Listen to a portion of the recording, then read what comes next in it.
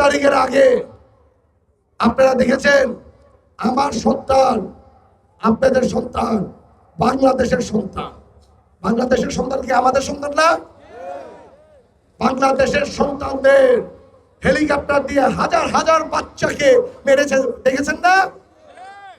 মেরেছে কেন জানেন? যাতে গণতন্ত্র এই দেশে না থাকে। গণতন্ত্র যদি এই দেশে থাকে তাহলে আপনাদের জায়গা দখল করতে পারবে না, মাদকের ব্যবসা করতে পারবেন। এর জন্য ওরা চেষ্টা করেছে। আমরা যাতে বুক ফুলিয়ে না ঘুরতে পারি এটার জন্য গণতন্ত্র এই দেশের থেকে নিয়ে যেতে চেয়েছে। এখন সময় এসেছে আমাদের জবাব দিতে। জবাবটা কবে দিব শুনি না? আরেকবার বলেন। হাত তুলে আমরা কি 12 তারিখে জবাব দিব? ইনশাল্লাহ 12 তারিখে শুধু আমরা ভোট দিব না, আমাদের আত্মীয় স্বজন, বন্ধু বান্ধব, পাড়া প্রতিবেশী সকলকে নিয়ে ইনশাল্লাহ ভোট কেন্দ্রে যাব।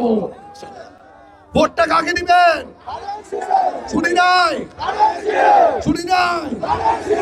12 তারিখ সারা দিন, 12 তারিখ সারা দিন ইনশাল্লাহ।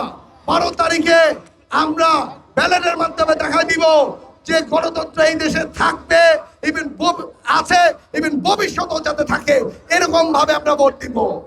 আপনারা আমার দাদার সাথে, আমার বাবার সাথে, চাচাদের সাথে একসাথে মিলে চলেছিলেন। আমিও চেষ্টা করব আপনাদের সাথে সারা জীবন থাকার জন্য।